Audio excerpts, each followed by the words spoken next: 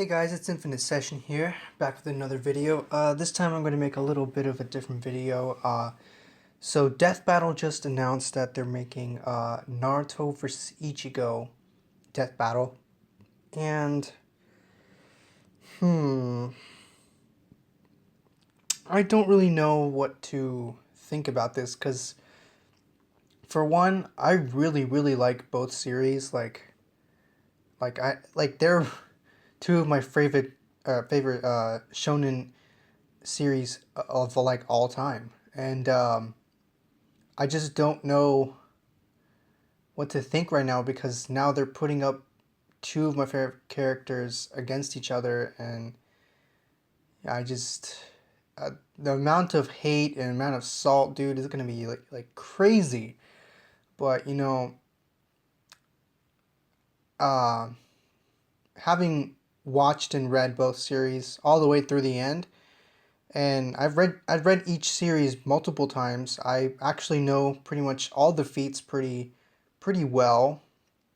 But if I really had to say who would win, I would actually just go. I would go with Naruto because he just has better feats in general than Ichigo had in the final arc. So, and that's not the only reason why, but that's just my overall opinion. I mean, anybody can think what they want. It's in the end their own opinion, of course. But if I had to choose a winner between the two, it'd definitely be Naruto, in my opinion and in my thoughts, and from what I analyzed from both series. So I'll be explaining in this video just how Naruto would basically win, and I'm gonna try to debunk some other things that people have said about Ichigo, and it's kind of crazy uh, how like seriously wanked Ichigo is, because I went to the comments on Screw Attack and Death Battle, and it's just crazy what people say. Not just for Ichigo, but for Naruto too. It's like, what? Anyways, from what one of the I'll give you an example of one of the comments. Somebody said in one comment, "Oh, Ichigo is like universe level or solar system level," and I'm like, how? None of the feats he's ever provided ever, you know, provided that claim or proved that claim was true. And then I read somewhere, oh, Naruto is universal because he beat Kaguya, and the same thing with Ichigo beating Yawak. They're both universal, and I'm like, no. Feat wise, officially, Naruto should be around Moon level plus. And if I had to say for Ichigo, I'd probably put Ichigo around Continental at best, feat wise. That's just from what I analyzed, and trust me, I've read both series multiple times. I've seen their feats many times, and yeah. So I guess we're gonna start with Ichigo. I'd like to also add that there's been many arguments of people saying, oh, but Naruto can't see or touch Ichigo, so doesn't that mean Ichigo wins? Well, no, because Naruto was able to not only sense Madara's limbo clones, which in the manga it was stated that it was in a different plane of reality. I'm pretty sure he can sense Ichigo at the very least. Otherwise, anyways, oh, also the fact that people say that he can't touch him is also not true, because in the Bleach manga, Chad, or okay, first, Ichigo, before he even had his powers, or actually no, it was actually Chad. It was Chad who, before he even got his, arm power, his hollow arm power, he wasn't able to see or sense any hollow or any spiritual being whatsoever, and yet he was still able to harm the Hollow, which is a spiritual being, just with a pole and his fist. And further proof of this is, or further proof that that a non-spiritual being can touch a spiritual being, is when Ichigo, after he lost his powers, he lost he completely lost the ability to see and sense spiritual beings, but he was still able to physically attack a hollow. When one of the hollows kind of attacked Karin, he hit the hollow with like a metal pole or something. He was able to harm it a little bit. And that kind of triggered, and that's what pretty much triggered him into wanting to get his powers back in the first place. But yeah, I mean, that's kind of proof that a regular human can, in fact, hurt a spiritual being, which in this case is a hollow, and it could be a soul reaper or an Arrancar. Any spiritual being can be harmed. I mean, this is proven in the Bleach manga. So that argument is kind of already it's debunked. And as for the fact of seeing Ichigo, I think Death Battle will probably make it at least fair. Because if he can't, I mean, it doesn't really matter if he can't see him. Naruto could probably still sense him due to his like literally god tier precognition abilities and sensing abilities in general. He can still sense negative emotions as stated in the manga when he couldn't see Kisame. He was still able to sense his negative emotions and beat him up and stuff like that. So even if Naruto can't see Ichigo, he can still sense him, and it's still a fight nonetheless. But I think Death Battle, anyways, they won't really give that. Otherwise, it won't really be fair, so to say. So I think they'll allow him to see Ichigo. People usually end up, for some reason, wanking Ichigo's final Getsuga Tensho form, saying it's like country level or something like that, and like it's super more, or it's much more powerful than end of series Naruto, which I completely disagree with that.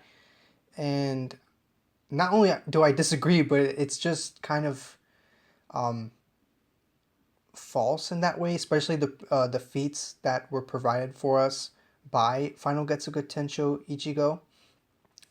And people keep saying, Mugetsu is just like beyond anything Naruto's ever done. Well, it's not true at all, as a matter of fact, because in this one panel I'm going to show you, which is right about now, we see Mugetsu being, launched from Ichigo, and we see this big black mass.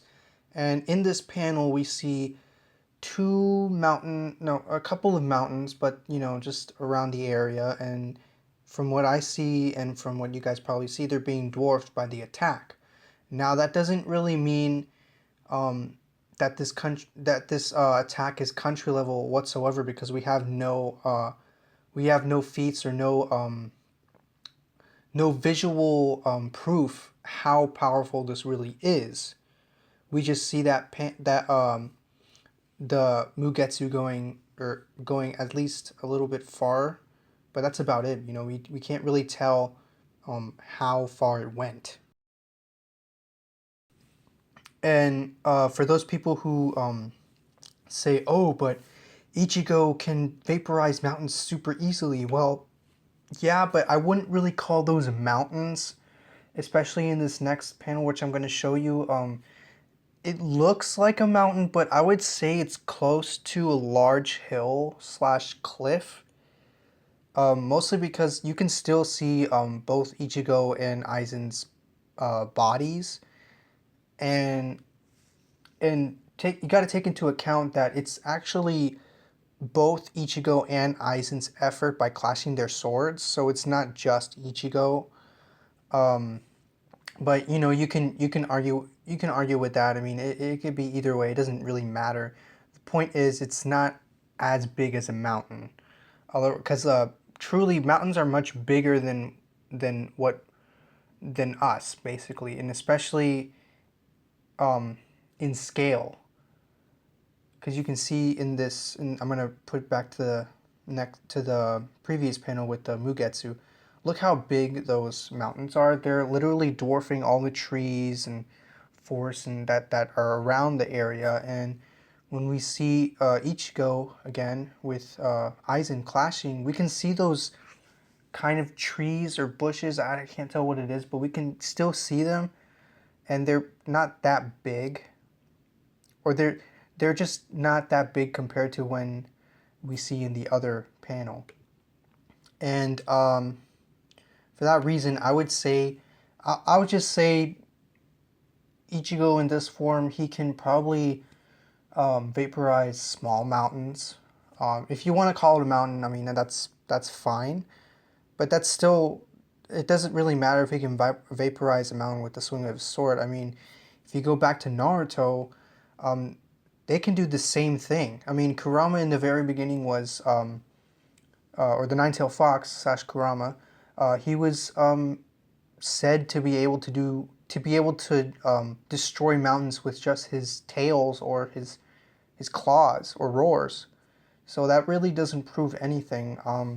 And not to mention that in the final fight between Naruto and Sasuke, both, or no, not both. Sasuke's Susanoo blade was couldn't really, well, basically was on par with Naruto's cloak defense.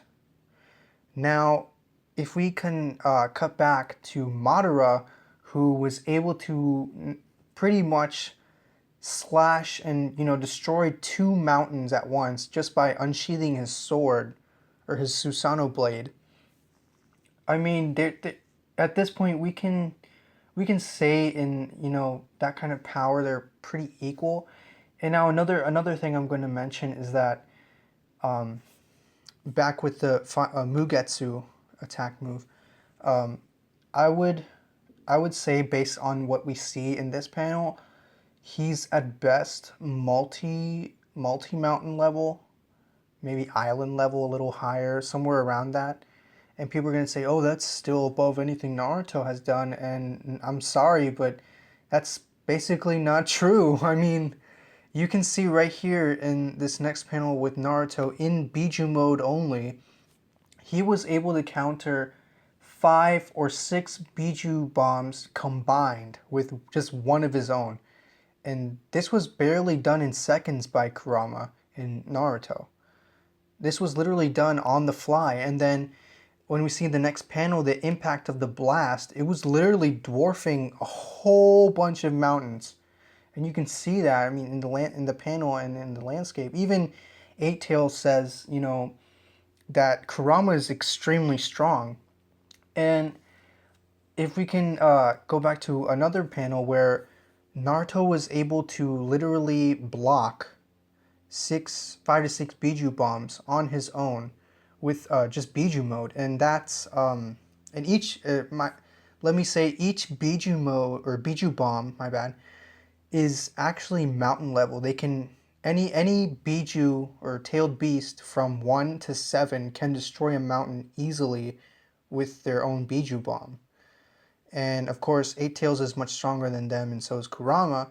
So him, just one of Kurama's regular Biju bombs, equaling 5 or 6 of the other Biju bomb or Biju tailed beast Biju bombs. Sorry, it's pretty clear that he's multi-mountain level easily right there, possibly higher.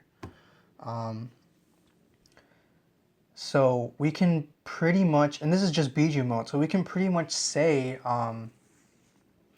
final Getsuga Tensho Ichigo slash Mugetsu Ichigo, it's pretty much equal to Biju mode Naruto.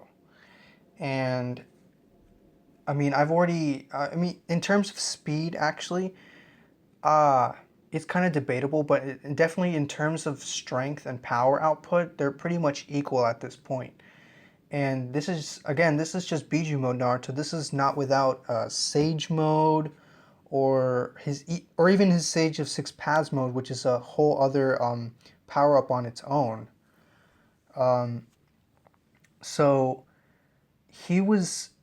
I mean, it's pretty obvious at this point. Naruto in Biju mode is, already as strong as Final Getsuga Tensho Ichigo, and then we can actually scale, or from what the manga said, um, or what it implies, it doesn't really say.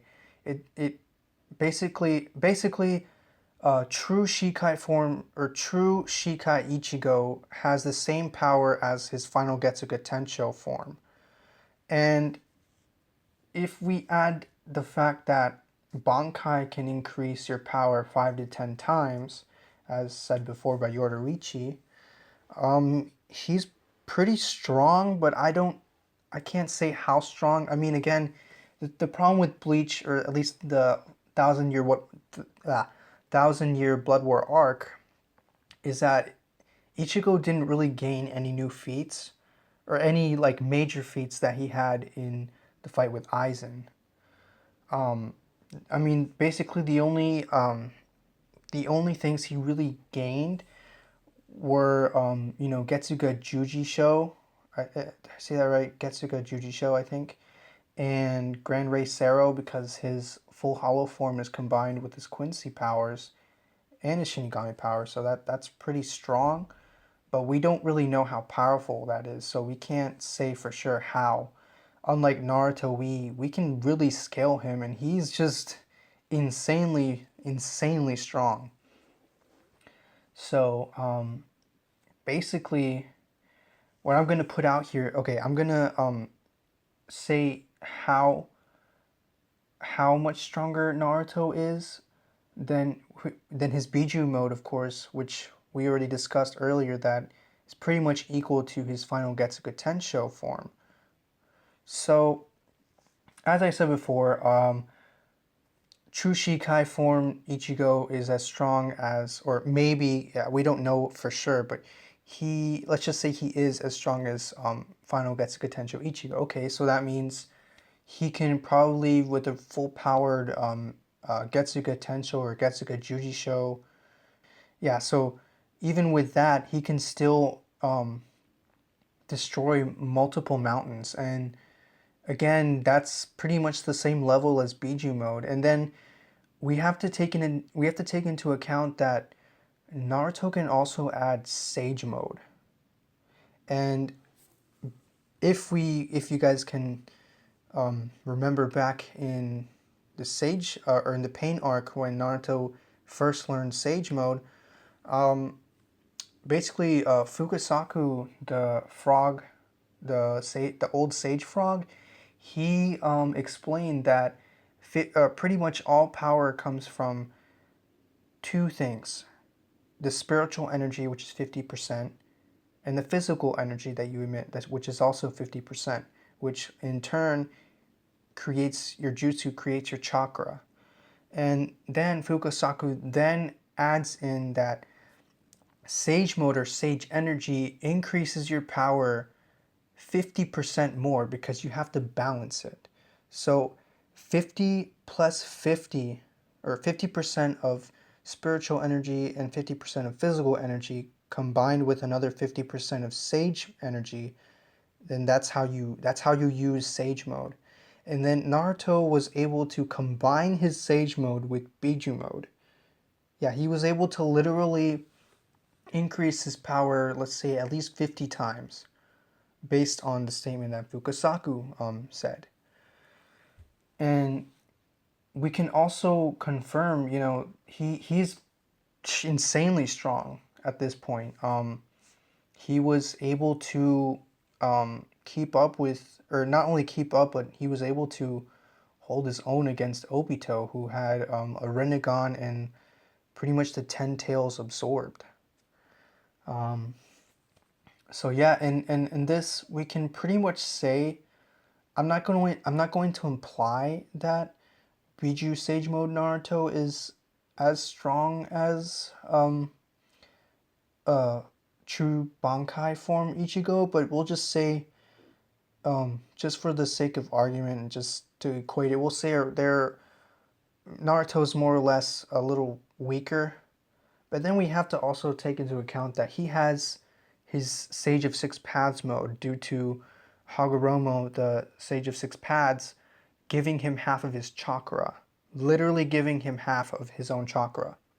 That's another power boost. Yeah, you heard me. That's another power boost on top of the other two I just explained. So that's one other power up combined or over or aside from Biju mode and Sage mode. So, and this was all done with just half of Kurama's power, not 100, because if we remember, um, or Naruto was only given half of Kurama while the other half was in Minato. And if we see here in the final fight, um, Naruto against Sasuke. Okay, here we Naruto against Sasuke.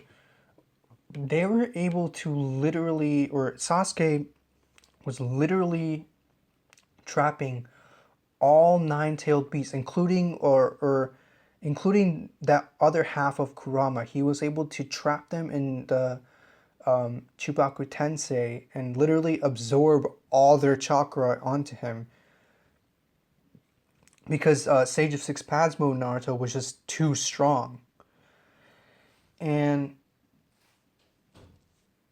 on this, I mean, it's crazy how he was able to absorb all of their powers all into one. I mean, that's insane.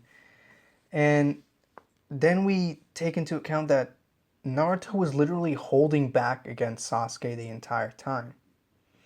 Now, I mean, it's incredibly debatable. I mean, no, or I mean, he was powerful enough to rival Sasuke even without, or he was powerful enough to make Sasuke absorb all the chakra from all-tailed beast just so he could beat him.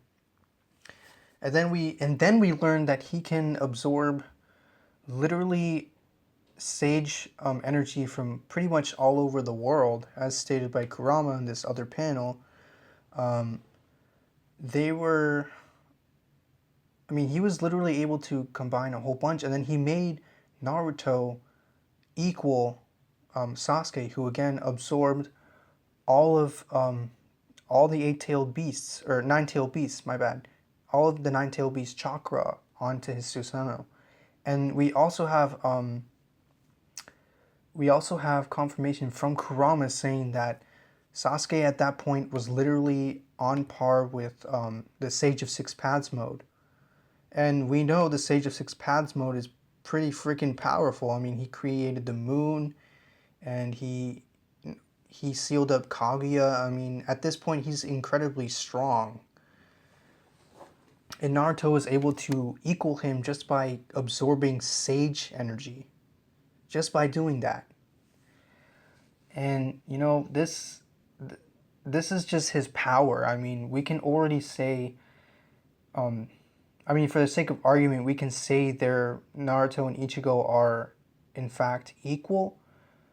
But that's, for me at least, that's not really true. We have better feats from the Naruto series than in Bleach for the Thousand Year Blood War arc. I mean, I really wish there was more feats, but sadly there isn't, so we can only speculate and scale him from what he has so far, and that's not much. As opposed to Naruto, where he has clear feats. So we can pretty much scale him to be around moon level. Obviously, after the fight of Sasuke, after the final fight with Naruto versus Sasuke, he becomes even more powerful because he gains the other half of Kurama, and you know that puts him on a literally whole other level. After that, I mean, that's a whole other discussion on its own. I mean, if I had to say how powerful he was, you know, during the last, especially, considering he was able to beat someone who split the moon in half. I mean, regardless if the moon was hollow, which I mean, many people say, oh, because it's hollow it doesn't count, or because it's hollow, it's not such a big feat. But the fact that he was able to split something so big definitely takes into account. And not only that, he was able to tank it on a weaker form. It was known as Kurama Chakra mode combined with Sage mode. So just with that, he's like super. He didn't even use Sage of Six Paths form or Biju mode. He just used his basic Kurama Chakra mode, which in the when he learned it, um, we learned through Kurama it was or through B that it was just a fraction of Kurama's actual power. But even so, it's still a huge boost, and the fact that he was able to beat Toneri with it, and not only that, but like Toneri was able to spam his moon slicing attack. I mean, spamming can be used, as long as you use a move more than once. Um, so he was able to beat someone, or not only beat, but one punch someone who had that level of power quite easily in a much weaker form. So we can definitely say he's way more powerful than in the war arc. I'd say he's around planetary level maybe at that point. Adult definitely, as an adult, I definitely say he would be a planetary level at least, yeah.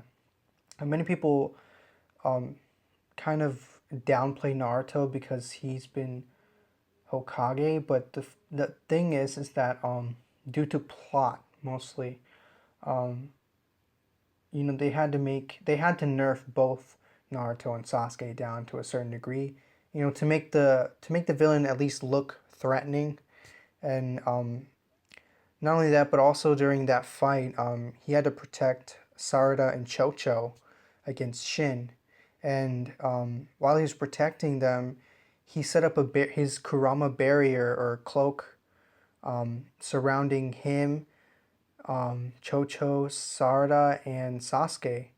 And Shin's ability is to control weapons he touches, and he touched Sasuke's sword right before Naruto protected him with the cloak, so that in turn that sword was able to pierce him. And then we learn a couple later, and then people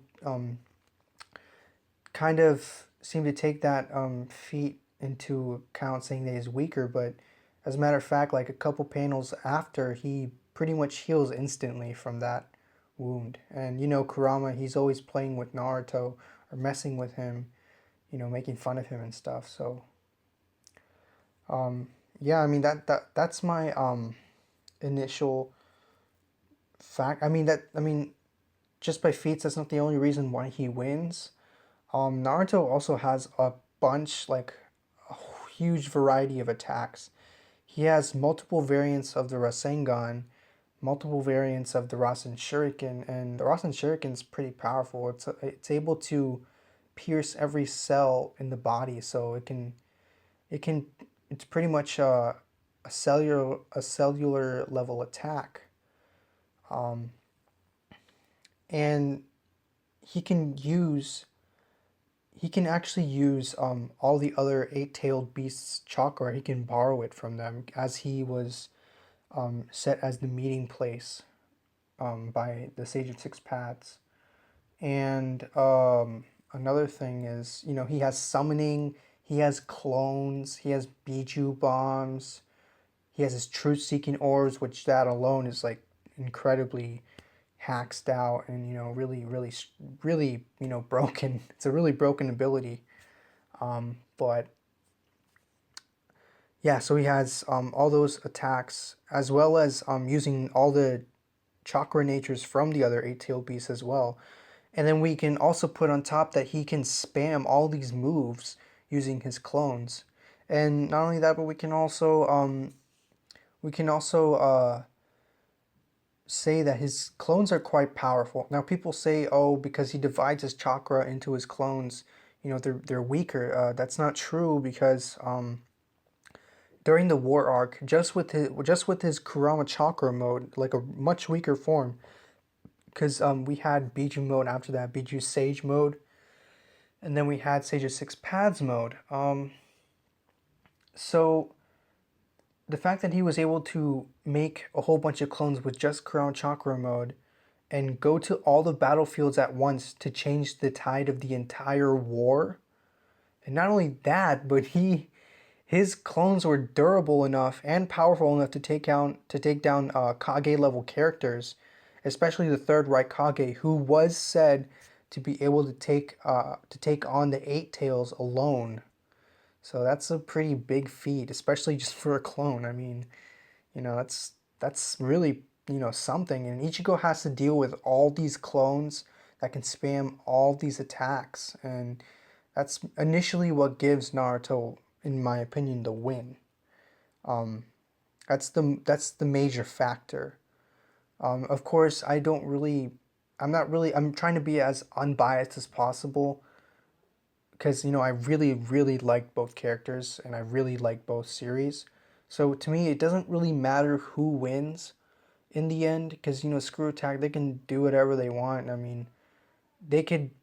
I mean, as usual, from what I see in the death battles, they sometimes don't do enough research and sometimes just pick their favorite or be a little biased.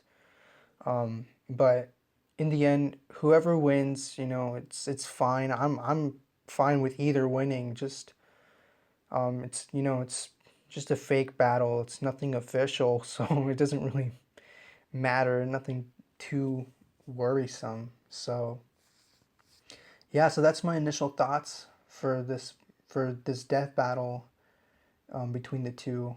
And I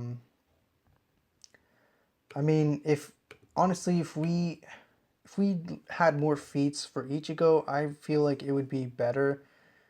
I mean, easier to scale, and just he would pose a better opponent. To be honest, I'd rather have him fight with Yusuke or someone who has a sword, so but it's just as powerful. But yeah, all right then. That's it for this video. Just catch me on the next one, and comment down below what you think. Peace.